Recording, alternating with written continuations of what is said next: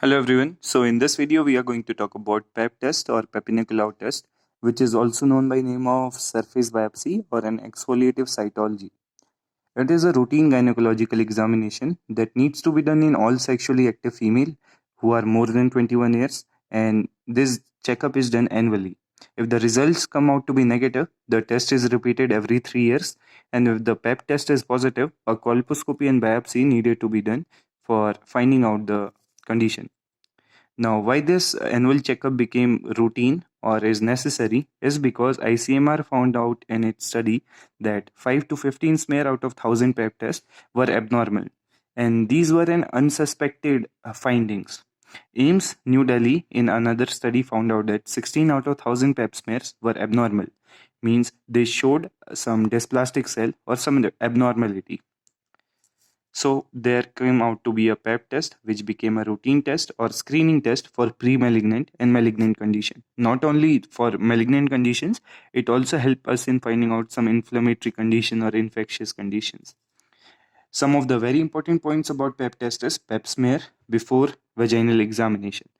PAP smear needed to be done before vaginal examination. This is because a PV examination can remove the desquamated cervical cell from the cervix or around the vagina.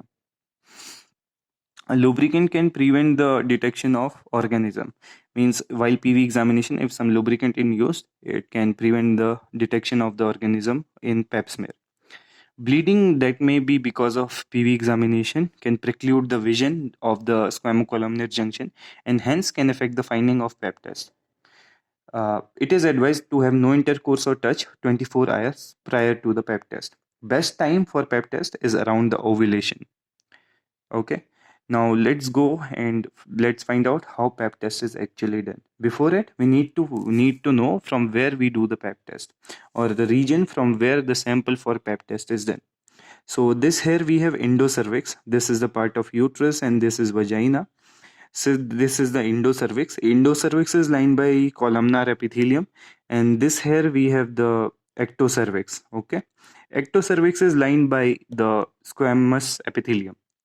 There is a junction between the ectocervix and endocervix where we have meeting point of columnar and squamous epithelium, which is known as squamocolumnar junction.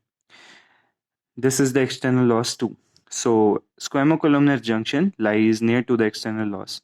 This squamocolumnar junction is not a stationary point. It is a dynamic point, and the dynamicity of this point depends on the level of the hormone, that is estrogen. It can either go towards the endocervix or can go towards the ectocervix. This movement of or dynamicity of this point creates a transformation zone. Okay, and this transformation zone that lies near to the squamocolumnar junction is the point from where we take the PAP test or the scraping for the PAP test. Also, endocervix is red and velvety, and ectocervix is pink and smooth. Let's go and find out what instrument are actually used during PAP test. So here we have the instrument. Here we have the survey brush. This is the cyto brush, which is inserted into endocervix. A wooden air spatula, the smaller end or the smaller curve, rotates and takes the sample from transformation zone, and the tip goes into the endocervix. The plastic air spatula, the tongue blade, and the cotton swab. So now patient is made to lie in the dorsal position, and a self-retaining Cusco's speculum is placed or inserted inside. And this self-retaining Cusco's speculum helps us in visualizing the cervix. As you see in this image, a Cusco's speculum is inserted into the vagina and we can visualize the cervix.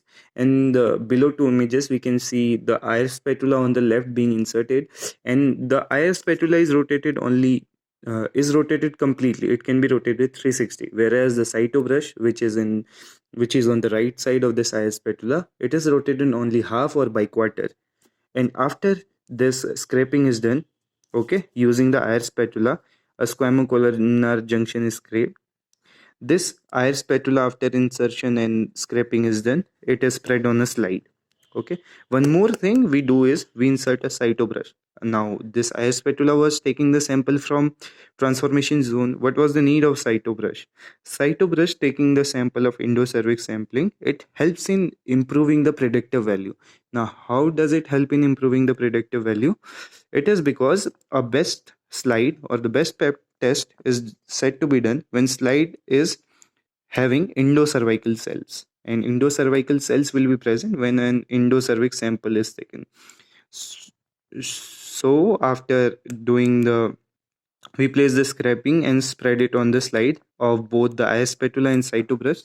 We fix it by dipping in solution that is having equal part of 95% ethyl alcohol and 95% ether. And this sampling, it is dipped for around 30 minutes, and that we take out the slides from it, and slide is air dried and stained with PAP test and short stain, and then we visualize it under microscope. We can see following findings. In a low microscope setting, we can see superficial pink cells and intermediate blue green cells. These are cervical cells. Okay, exfoliated cervical cells, which are superficial pink, and deep intermediate, which are blue green. Not only we take a sample from transformation zone, if we have to do a hormonal cytological evaluation, a sample is taken from upper lateral part of vaginal wall. PAP gave a classification for cytology smear study. So grade 1 is normal cytology, whereas grade 2 suggests an inflammatory smear. Grade 3 is when there is cervical intraepithelial neoplasia or dysplasia, grade 1. Grade 4 is when there is CIN 2, 3 or carcinoma in situ with nuclear abnormalities. Fifth is when there are malignant cell and tadpole cells with nuclear abnormalities present. So this was PEP classification. We have another classification, that is Bethesda classification, that is discussed in another video. So these were the bits about PEP smear. Hope you liked it. Thanks for watching. So here we have the survey brush. This is the cyto brush, which is inserted into endocervix. Wooden air spatula, the smaller end or the smaller curve, rotates and takes the sample from transformation zone, and the tip goes into the endocervix. The plastic air spatula, the tongue blade, and the cotton swab. So now patient is made to lie in the dorsal position, and a self-retaining Cusco's speculum is placed or inserted inside. And this self-retaining Cusco's speculum helps us in visualizing the cervix. As you see in this image, a Cusco's speculum is inserted into the vagina, and we can visualize the cervix. And below two images, we can see the iris spatula on the left being inserted, and the iris spatula is rotated completely. It can be rotated 360, whereas the cyto brush, which is on the right side of this iris spatula, it is rotated only half or by quarter. And after this scraping is done, okay, using the iris spatula, a squamocolumnar junction is scraped. This iris spatula, after insertion and scraping is done, it is spread on a slide. Okay. One more thing we do is we insert a cyto brush. Now, this iris spatula was taking the sample from transformation zone. What was the need of cyto brush? Cyto brush taking the sample of endocervix sampling, it helps in improving the predictive value. Now, how does it help in improving the predictive value? It is because a best slide or the best PEP test is said to be done when slide is having endocervical cells, and endocervical cells will be present when an endocervix sample is taken. So after doing the, we place the scraping and spread it on the slide of both the IS spatula and cytobrush. We fix it by dipping in solution that is having equal part of 95% ethyl alcohol and 95% ether. And this sampling, it is dipped for around 30 minutes, and that we take out the slides from it, and slide is air dried and stained with PAP test and short stain, and then we visualize it under microscope. We can see following findings. In a low microscope setting, we can see superficial pink or superficial pink cells, and intermediate blue-green cells. These are exfoliative cervical cells. Okay, exfoliated cervical cells, which are superficial pink, and deep intermediate, which are blue-green. In this another pap smear cytology, we are able to visualize the superficial cells which are appearing pink.